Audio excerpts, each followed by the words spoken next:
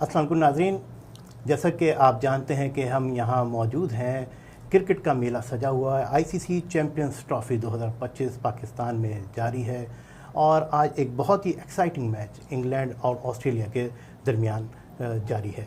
अभी तक जो पहली इनिंग हुई है जिसमें इंग्लैंड ने 351 का एक बड़ा स्कोर किया है 8 खिलाड़ियों पर और 50 ओवर्स में एक आईसीसी चैम्पियंस ट्रॉफ़ी में अगर देखें हम तो एक बड़ा स्कोर सामने रखा है। और इसमें जो सबसे अच्छी जो बेन डकेट की जो बैटिंग है 165 और वो भी 143 बॉल्स पर बहुत ही जो शायकीन क्रिकेट ने बहुत इन्जॉय किया है। और जब एक रोज़ा कोई क्रिकेट होता है और उसमें जब कोई बैट्समैन खेलता है और पाकिस्तान के मैदान तो ख़ास तौर पर इसका ख़ासा है कि यहाँ पर बैटिंग विकेट्स होती हैं और फिर बैट्समैन जब खेलते हैं तो शायकीन भी उसको बहुत इन्जॉय करते हैं। तो इकबाल जमील साहब, अगर आप अभी तक का जो मैच हुआ है इसके बारे में आप क्या देखते हैं कि हमारे जो बैट्समैन हैं, जो बैटिंग हुई है और जो जिस तरह से विकेट खेली है, तो इसको किस तरह से देखते हैं? और एक बड़ा स्कोर हम देख रहे हैं कि पाकिस्तान ये जो इंग्लैंड की टीम ने खड़ा किया है और ऑस्ट्रेलिया के लिए कितना जो है ये जो स्कोर है वो किस तरह से इसको कर पाएगा और अचीव कर पाएगा या नहीं? मेरा अपना ज़ाती ख्याल है कि जब ये टूर्नामेंट शुरू हुआ था तो उस वक्त से ही ऑस्ट्रेलिया क्राइसिस का शिकार थी। और ऑस्ट्रेलिया के जो मेजर, मैंने आपको पहले भी अपने इस पॉडकास्ट में बताया है कि ऑस्ट्रेलिया अपने जो उनकी रियली बैटरी होती है, उनका जो अटैक होता है, फियर्सफुल अटैक, वो मिस कर रहे थे। और वो उनके इसलिए कि कमिंग्स नहीं आए, उसकी जगह फिर स्टीफन स्मिथ को कप्तानी करनी पड़ी, फिर मिचेल स्टार्क बाहर रहे, फिर जॉस हैजलवुड नहीं खेले, तो जाहिर इसका फुल एडवांटेज उठाया इंग्लैंड ने। और इंग्लैंड की टीम को फेवरेट करार दिया जा रहा था। आज ही शाम को सुबह जब ये बात हो रही थी, दोनों टीमों ने जब स्टीफन स्मिथ ने टॉस जीत कर इंग्लैंड के जब खेलने का दावत दी तो उसी वक्त लग गया कि जनाब स्मिथ जो है एक डिफेंसिव क्रिकेट खेलना चाह रहे हैं। और यहाँ जो स्कोर बनाया है ये लाहौर कदाफी स्टेडियम है। मैं ये भी नवीद आपको बताता चलूँ कि ये जो स्टेडियम है ये रिनोवेट हुआ है, इसको खास तौर पे चैंपियंस ट्रॉफी के लिए डिजाइन किया गया था। और ये सिर्फ एक रिकॉर्ड मुद्दत में कराची का नेशनल स्टेडियम और लाहौर का कदाफी स्टेडियम एक रिकॉर्ड मुद्दत में 117 दिनों में इसको मुकम्मल किया गया। लेकिन आज बात करते हैं इंग्लैंड की बैटिंग की, आउटस्टैंडिंग बैटिंग जिन पे तवक्को बहुत था। फिल सॉल्ट, उनसे उम्मीद थी कि वो अच्छा खेलेंगे, अटैकिंग क्रिकेट खेलते हैं, ऐसी क्रिकेट वो खेल नहीं सके। लेकिन उसका दूसरा उनके जो ओपनर पार्टनर थे डंकेट, मतलब वो पाकिस्तान के दौरा भी कर चुके हैं। और पाकिस्तान में लोग ये कहते हैं कि उनसे ये सुना गया है कि उनके जितने भी पाकिस्तान के ग्राउंड है वो उनके फेवरेट्स ग्राउंड हैं, चाहे वो कराची का नेशनल स्टेडियम हो, चाहे वो लाहौर का कदाफी स्टेडियम हो। ये बताएं कि कितना हमने देखा कि इंग्लैंड को जो परफॉर्मेंस हम इस मैच में देख रहे हैं और ऑस्ट्रेलिया के हवाले से हम देख रहे हैं कि इंजरीज जो है वो प्लेयर्स की वजह से जो है वो टीम एक तरह से एक यंग टीम जो है मैदान में उतारी है। और इंग्लैंड को ये एज हासिल है कि उन्होंने पीएसएल में उनके प्लेयर्स ने यहाँ पर खेला तो उनके पास तजर्बा जो है यहाँ के मैदान पर खेलने का है। तो किस तरह से ओवरऑल आप अब ये देख रहे हैं कि ऑस्ट्रेलिया के लिए कितना डिफिकल्ट है इस टारगेट को अचीव करना? देखिए, डिफिकल्ट तो कुछ भी नहीं है, इसलिए कि ऑस्ट्रेलिया की टीम में मतलब प्लेयर्स हैं बड़े, उनके अब सारा दारोमदार जो रहेगा, सारा दारोमदार वो ट्रेविस हेड पे रहेगा और मैक्सवेल पे रहेगा, ग्लेन मैक्सवेल। वो किसी भी मैच को बदल सकते हैं। ये मैं अब आपको बता दूं, ये आपने बड़े अच्छा पॉइंट रेस किया है कि जनाब ये जो उसका नाम क्या, जो इंग्लैंड के प्लेयर्स हैं इसमें खासे प्लेयर्स पाकिस्तान में पीएसएल में खेल चुके हैं, अच्छे खासे प्लेयर। फिल सॉल्ट खेल चुके हैं, अच्छे हैरी ब्रुक्स खेल चुके हैं। मेरा अपना जाती ख्याल है कि चांसेस जो है इंग्लैंड के नजर आते हैं। लेकिन ऑस्ट्रेलिया की वो टीम है जो कि उसमें ये सलाहियत है, जो स्मिथ है वो जनाब वो पहले कप्तान रह चुके हैं और उनमें भी ये पोटेंशियल है। और मेरा अपना जाती ख्याल है कि अगर ट्रेविस हेड रुक जाते हैं और मैक्सवेल जो अपना नेचुरल स्टाइल अप्लाई करते हैं तो मेरे ख्याल में ये 351 स्कोर उनके लिए कोई मुश्किल नहीं है। लेकिन बात यह है कि इंग्लैंड जो है वो इस वक्त एक ड्राइविंग सीट पे है। 351 बहुत बड़ा स्कोर होता है, उसको मतलब उस तक पहुंचना, उस हदफ को हासिल करना एक जुए शील लाने वाली बात होगी। मेरे ख्याल में समथिंग मिरेकल अगर कुछ हो जाए तो फिर मेरे ख्याल में ऑस्ट्रेलिया जीत सकता है, मेरा अपना जाती ख्याल। लेकिन एज ए एक्सपर्ट मैं ये कहता हूं कि इस वक्त जो मतलब जो अगर कोई चाहता है कि बैटिंग करे तो मेरा अपना जाती ख्याल है कि वो इंग्लैंड पे लगाएगा। डंकेट की इनिंग्स कमाल की इनिंग्स थी, जो रूट के साथ मिलके, जो रूट आपको पता है। अच्छा, डंकन ने अब तक सिर्फ, कमाल की बात यह कि ओडीआई सिर्फ 19 खेले हैं, उन्होंने 165 की जो इनिंग्स के लिए ये चैंपियंस ट्रॉफी की हाईएस्ट इनिंग्स है, सबसे ज्यादा स्कोर बनाने वाले खिलाड़ी बन गए। तो इकबाल साहब, ये तो स्टैट्स हैं, और जब मैच देख रहे होते हैं तो हम तमाम चीज़ों को देख भी लेते हैं और फिर दिलचस्पी शायकीन को होती है और जान भी लेते हैं। लेकिन इस वक्त जो शायकीन है वो ज़रूर ये जानना चाहेंगे, क्योंकि जैसे पाकिस्तान और भारत है ना रिवायती हरीफ, तो इस तरह क्रिकेट के मैदान में इंग्लैंड ऑस्ट्रेलिया के हवाले से यही बात मशहूर होती है कि जब दोनों टीमें उतरती हैं तो एक घुमसान की जंग देखने को मिलती है। अब जो है इंग्लैंड ने पहले बैटिंग करते हुए 351 का जो टारगेट दिया है, आपको लगता है कि रिस्पांस में ऑस्ट्रेलिया के जो टीम है उसकी क्या स्ट्रेटजी होनी चाहिए और किस तरह से उसको रिस्पॉन्ड करना चाहिए? और ये ज़रूर जहन में रखिएगा कि ये दोनों जो हैं रिवायती हरीफ के तौर पर, और इनके जो शायकीन क्रिकेट इस वक्त जो टेलीविज़न सेट पर इनको देख रहे होंगे, उनके उसी तरह के एहसास होंगे जो कि पाक भारत मैच के होते हैं। देखिए नवीद, आपने ये जो बात की ना, मेरा अपना ज़ाती ख्याल इंटरनेशनली अगर देख लें आप, वेस्ट इंडीज़ के अंदर देख लें, ऑस्ट्रेलिया के अंदर देख लें, न्यूजीलैंड में देख लें, इंग्लैंड में देख लें, जो जहाँ से क्रिकेट शुरू हुई, तो लोग ये कहते हैं कि जनाब इंग्लैंड और ऑस्ट्रेलिया की जो टेस्ट सीरीज़ होती है एशेस की, उसके बाद इनके ये किसी भी मैदान में मिलते हैं तो एक रिवायती हरीफ की तरह मिलते हैं। उनमें एक किस्म का एग्रेशन होता है, दोनों नहीं हारना चाहते और दोनों जीतना चाहते हैं। तो मेरा अपना ख्याल है कि अब इंडिया और पाकिस्तान की राइवलरी बहुत ज़्यादा बढ़ गई है, लेकिन अब यह भी हो गया है कि इंग्लैंड और ऑस्ट्रेलिया की राइवलरी भी कम नहीं है। मेरा अपना ख्याल है कि अगर ट्रेविस हेड खेलते हैं, स्मिथ खेलते हैं, मैक्सवेल खेलते हैं, ये वो प्लेयर्स हैं जो कि विकेट पर रुक के अच्छी परफॉर्मेंस दे सकते हैं, तो मेरा अपना ख्याल है कि मैच जो है एक्साइटिंग हो सकता है, थ्रिलिंग हो सकता है। एक्साइटिंग और थ्रिलिंग बनाने के लिए विकेट पे जाएंगे। लेकिन आपको ये भी मैं बता दूं कि इंग्लैंड के पास आदिल रशीद आउटस्टैंडिंग स्पिनर है, बेहतरीन स्पिनर है। उसके बाद उनके पास जोफ्रा आर्चर है, वो जो इंटरनेशनल क्रिकेट में बहुत जल्दी बड़े बड़े नामी गिरामी खिलाड़ियों को उन्होंने आउट किया और बहुत ही जल्द इंटरनेशनल क्रिकेट में अपने लिए एक बड़ा मुकाम बनाया। लेकिन आज ऑस्ट्रेलिया के लिए एक मुश्किल दिन था, खासतौर पर उनके बॉलर्स के लिए। देखिए नए बॉलर्स उनके आए हैं, एलिस आए हैं, फिर उनके बाद स्पेंसर जॉनसन आए हैं, लेकिन उन्होंने उसके बाद फिर डवार्सिस आए हैं जिन्होंने 3 विकेट लिए। लेकिन मेरा अपना ख्याल है कि वो जैम्पा ने 2 विकेट ली, बड़ी अच्छी बॉलिंग की एडम जैम्पा ने, उन्होंने लेफ्ट आर्म स्पिनर है, ही हैड डन गुड। लेकिन I am very sorry to say कि बहुत सारी चीजें उनकी मिसिंग थी। ऑस्ट्रेलिया जो था डीमेरिट साइड होके खेल रहा था, एक ऐसी साइड लग रही थी, वरना 351 रन बनाना 50 ओवर में एक बड़ी बात है। और क्रेडिट तो मैं किसी से क्रेडिट लेना नहीं चाहता। अब ये जो है स्कोर खड़ा हो गया। अब आपने देखा कि ऑस्ट्रेलिया ने टॉस जीतकर जो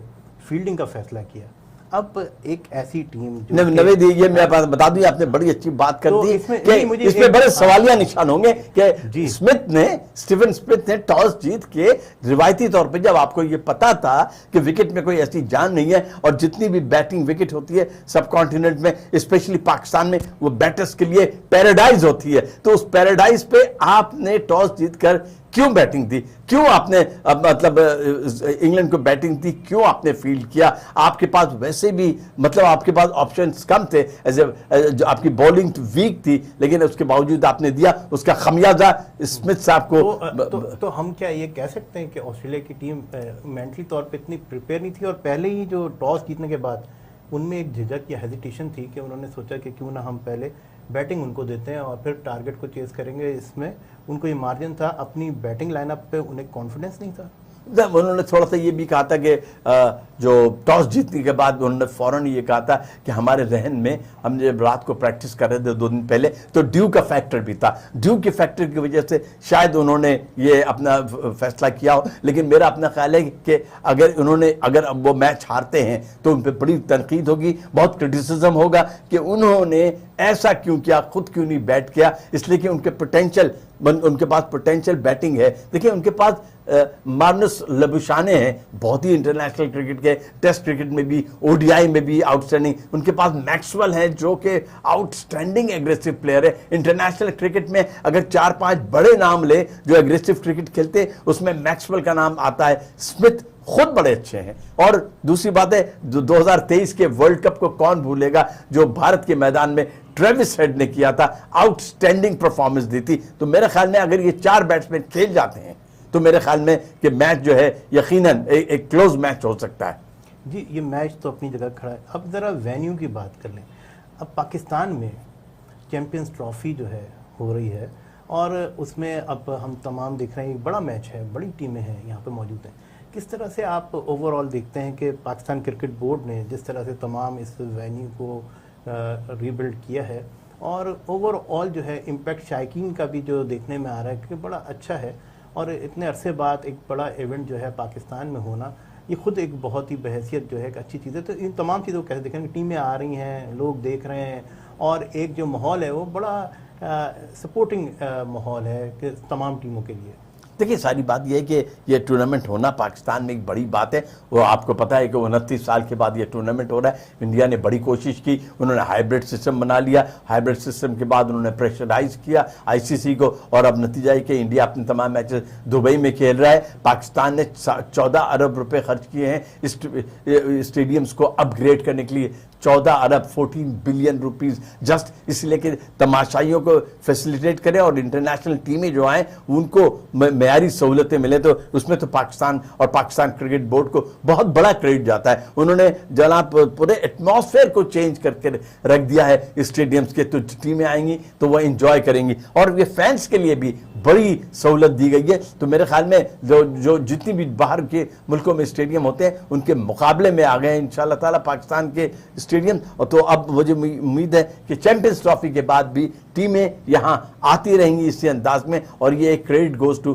पाकिस्तान क्रिकेट बोर्ड और they have done very great thing. Thumbs up to them. I swear कि ये इतने कलील अरसे में लोग ये सवाल उठा रहे थे। इंडियन मीडिया सवाल उठा रहा था कि क्या पाकिस्तान में चैंपियंस ट्रॉफी हो सकती है, नहीं हो सकती। अभी तक स्टेडियम ही नहीं बने, अभी तो काम हो रहा है, अभी तो अधूरा काम है और अभी तो 50% काम बाकी है। लेकिन जनाब वो जो कन्विक्शन था, उनको अच्छा जवाब मिल गया। उनको बहुत अच्छा जवाब।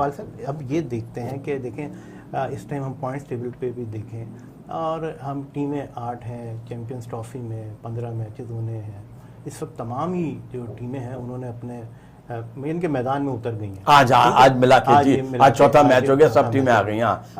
न्यूजीलैंड, इंडिया, साउथ अफ्रीका ये अपने मैचेस जीते हैं। आज का मैच का हमें पता चलेगा कि कौन जीतेगा और एक क्लियर पोजीशन जो है पहले राउंड की सामने आ जाएगी।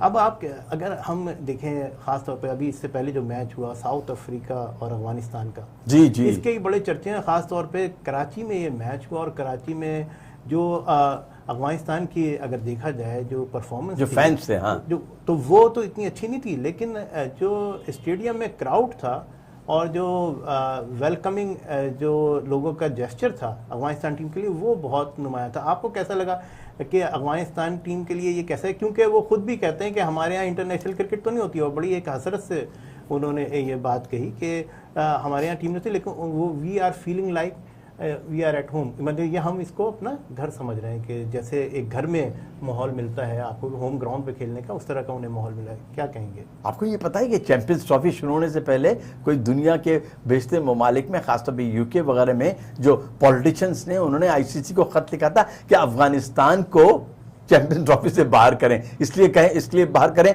कि वहाँ जो है ह्यूमन राइट्स की वायलेशन हो रही है, औरतों को वो हुकूक नहीं मिल रहे हैं। भाई क्रिकेट और स्पोर्ट्स को अलग रखो खुदा के वास्ते। हमने इंडिया से भी यही कहा था, लेकिन पहले उसको आईसीसी इस बात को नहीं माना और अफगानिस्तान खेला। आज के एक अखबार ने बड़ी अच्छी लीड लगाई है कि Afghanistan place among the home fans. ऐसा लग रहा था कि ये मैच जो है मतलब अफगानिस्तान के जो जैसे अगर वो अपने घर पे खेलते तो वैसे ही क्राउड आता, एग्जैक्टली वैसे ही क्राउड था। कल स्टेडियम में बहुत बड़ी तादाद थी अफगानिस फैन की, वो अपने झंडे लेके आए हुए थे। लेकिन अफसोस ये है कि खेल के मैदान में वो कारकर्दगी, वो चमत्कार नहीं दिखा सका अफगानिस्तान जिसकी उम्मीद थी, जिसकी तवक्को सवाए रहमत शाह के जिन्होंने 90 स्कोर किया। एक्चुअली कल के मैच की नवे दर्शक फेलियर की एक बहुत बड़ी वजह यह थी कि उनके जो इंटरनेशनल क्रिकेट राशिद खान थे उनसे वो परफॉर्मेंस नहीं हो सकी, ना जाने क्या बात थी। और जो मैच शुरू होने से पहले तो ये कहा जा रहा था विकेट पे थोड़े ग्रास है, तो विकेट में थोड़े से गैप्स आए हुए हैं, थोड़ा सा विड्थ है, लेकिन वो परफॉर्मेंस नहीं दे रहा है। दूसरे सोने पे सुहागा ये हुआ कि उनके जो एक एस बॉलर हैं जो इंटरनेशनल क्रिकेट में अभी नए नए आए हैं, नूर, उनसे भी वो परफॉर्मेंस नहीं हुई। तो मेरे ख्याल में अफगानिस्तान की शिकस्त की वजह ये थी कि जनाब उनके पास वो जो बड़े हथियार थे वो कल काम नहीं आए, और इसकी वजह से साउथ अफ्रीका ने बड़ी कन्विंसिंग मार्जिन से शिकस्त दी है जनाब। बहुत बड़ी 107 रन से हराना बहुत बड़ी बात है, इसलिए कि उससे उनका पॉइंट्स टेबल में साउथ अफ्रीका बहुत आगे जाएगा। और दूसरे अब ये कह रहे हैं कल अफगानिस्तान को हराने के बाद सब दुनिया भर के जितने लोग हैं, जितने क्रिकेट जानने वाले लोग हैं, वो ये कह रहे थे अफगानिस्तान इस टूर्नामेंट में कोई सरप्राइज दे सकता है। बिल्कुल मैं भी कन्विंस हूँ, मुझे भी पूरी उम्मीद है कि उनमें ये पोटेंशियल है। 2023 में उन्होंने चमत्कार किया, बड़े बड़ी टीमों को हराया, 2024 में उन्होंने T20 में बड़ी बड़ी टीमों को हराया, लेकिन अभी पहले मैच में शिकस्त के बाद ये होगा कि वो बैकफुट पे चले गए और अब उनकी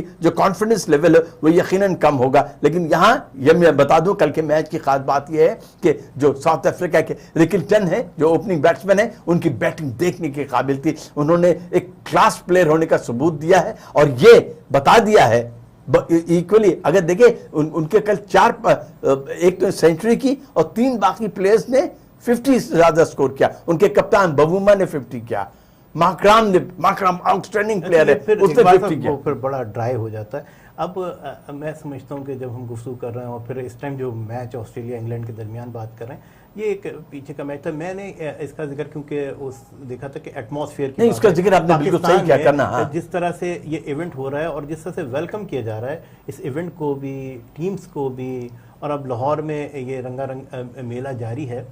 तो जो और ये मैं देख रहा हूँ, आप भी देख रहे हैं, लाहौर में बड़ी खुशाइन बात है कि पाकिस्तान नहीं खेल रहा है, लेकिन स्टेडियम में तमाशाई बड़ी तादाद में आए हैं। तो इसका मतलब है पाकिस्तान की जो शायकीन क्रिकेट थे ये बड़े अरसे से किसी एक ऐसे इवेंट का इंतजार कर रहे थे कि उन्हें कोई ऐसा माहौल मिले, ऐसा मौका मिले जिसमें पाकिस्तान में क्रिकेट के शायकीन जो हैं इस तमाम माहौल को एंजॉय कर सकें। तो ये वो मौका भी मिल रहा है उनको। और नो डाउट आप अगर टीम्स की परफॉर्मेंस देखें, जो 300 प्लस के स्कोर्स हो रहे हैं टीमों की जानिब से, इसका मतलब है टीम्स भी यही तो मैं आपसे कह रहा हूं, खुदा के वास्ते नवेद साहब आप ये पॉडकास्ट कर रहे हैं, खुदा के वास्ते पाकिस्तान टीम को वो पोटेंशियल दें, पाकिस्तान टीम को वो कॉन्फिडेंस दें कि वो भी 300 ज्यादा स्कोर करें। पाकिस्तान वाहिद टीम है मेरे ख्याल में बांग्लादेश के बाद जो 300 का हदफ नहीं उबूर कर पा रही है। उनकी बैटिंग में लैकनेस है। हम यही चाहते हैं फैन को मायूस ना करें, हमारी कोशिश यही है कि दुआएं भी लोगों की हैं कि पाकिस्तान टीम में वो पोटेंशियल आए, पाकिस्तानी बैट्समैन सोच समझ के खेलें, इनिंग्स को कंसोलिडेट करें और कम से कम इंटरनेशनल क्रिकेट में मॉडर्न डे क्रिकेट को अप्रोच करें, अप्लाई करें और 300 का हदफ दें। देखिए अब आपको मैं एक बात बताऊं, हैरान कुछ बात जो मुझे खुद भी हैरत हुई, आज जब मैच शुरुआत इंग्लैंड ने किया, इंग्लैंड ने 10 ओवर में जो पहला पावर प्ले था उसमें 73 रन बना लिए थे और उसके सिर्फ 2 खिलाड़ी आउट हुए थे। तो जो ब्रॉडकास्टर्स प्रिडिक्शन थी वो एक लम्हे पे ये प्रिडिक्ट कर रहे थे कि ये 400 के करीब रन बनाएंगे, 405 का उन्होंने दिया था कि 4, मतलब माय गॉड, आप ये सोचिए 400 एक इंटरनेशनल टूर्नामेंट में कितनी बड़ी बात है। तो इसलिए, लेकिन अब ये क्रिकेट चेंज हो गई है, अब ये टीमें बना रही हैं तो पाकिस्तान को भी ये अडॉप्ट करना होगा। लेकिन इसका एक दूसरा पर्सपेक्टिव भी है ना कि जहाँ पे होम ग्राउंड का एडवांटेज होता है वहीं पर एक प्रेशर भी होता है। वो और बात है कि हम वो चीज़ ले लेते हैं कि जिसको नहीं लेना होता। एक एडवांटेज भी होता है, एक प्रेशर, तो प्रेशर ले लिया। लेकिन ओवरऑल मेरे ख्याल से पाकिस्तान की टीम भी इंशाल्लाह के इवॉल्व करेगी और पाकिस्तान की टीम में पोटेंशियल भी है, प्लेयर्स भी दम रखते हैं। और किसी दिन क्रिकेट में कोई अच्छा दिन होता है और कभी बुरा दिन होता है। नो डाउट जो शायकीन क्रिकेट हैं वो ज़रूर उनका फोकस तो अपनी टीम के साथ होगा, पाकिस्तान में किस तरह से पाकिस्तान की टीम खेलती है, और ये बहुत ही किसी को खुश और उदास करने के लिए काफ़ी होगा क्योंकि एक बड़ा क्राउड तो नो डाउट पाकिस्तान को देखना चाहेगा कि वो विनिंग स्टैंड पे हो। लेकिन जब वो होस्ट कर रही होती है कंट्री और जब वो टीम खेल रही होती है तो उनका ये भी शौक होता है कि तमाम खिलाड़ियों को जो है, तमाम टीमों को जो है एक माहौल मिले, एक मौका मिले। तो वो भी जो है यहाँ पर तमाम टीमों को हासिल हो रहा है, ये बड़ी देखने की चीज़ है। तो पॉजिटिव जो एंगल्स हैं इनको अगर हम देखें तो वो नो डाउट ऐसे हैं कि जिनको हम अगर इस पूरे सिनेरियो में अब तक के जो मैचेस हुए हैं बहुत ही खूबसूरत मैचेस हुए हैं, हाई स्कोर मैचेस हुए हैं, बैट्समैन भी इंजॉय कर रहे हैं, बॉलर्स नो डाउट क्योंकि यहाँ की पिचेस जो हैं वो बड़ी ऐसी बैटिंग को फेवर करती हैं, तो बॉलर्स फिर भी आप देखें कि 3 विकेट्स ले रहे हैं, कोई 2 विकेट्स ले रहे हैं, तो ओवरऑल देखा जाए कि एक कंपैरेटिव एक बड़ा अच्छा ओवरऑल जो है एक एटमॉस्फेयर बन रहा है। तो इसको देखते हुए हम तो ये समझते हैं कि एक अच्छा टूर्नामेंट आईसीसी चैंपियंस ट्रॉफी का जो कि 9वां टाइटल है और एक बड़े अरसे के बाद पाकिस्तान में हो रहा है, तो इसमें एक अच्छी खूबसूरत चीज़ दिखेगी। अब अगर हम एक बात में अब आप कंक्लूजन की तरफ जा रहे हैं, तो मैं आपको एक चीज़ बता दूं, आपने बड़ी अच्छी बात की कि पाकिस्तान के पास टैलेंट है। जनाब अगर टैलेंट है ना तो वो टैलेंट नज़र भी आना चाहिए। ये सिर्फ मेरे और आपके कहने से नहीं होगा, ये अखबारों में लिखने से नहीं आएगा या टीवी चैनल से बात करने से नहीं आएगा, वो टैलेंट नज़र भी आना चाहिए। Fans are waiting for that. अच्छा, फैंस वेट कर रहे हैं और फैंस जो हैं अब ये देख रहे हैं कि ऑस्ट्रेलिया अब क्या करता है। अब आप ये बताएं कि जो फैसला किया था वो तो ऐसा लगता है कि वो उतना सूदमंद साबित नहीं हुआ है ऑस्ट्रेलिया का। अब जो ऑस्ट्रेलिया की टीम ने मैदान में उतरना है, तो स्टीव स्मिथ के जहन में ऐसी क्या स्ट्रेटजी होनी चाहिए? अब किस तरह से मतलब पहले ओवर से आके खुल के खेलें, क्योंकि अब जो है जो स्कोर है वो ऐसे तो हासिल नहीं होगा।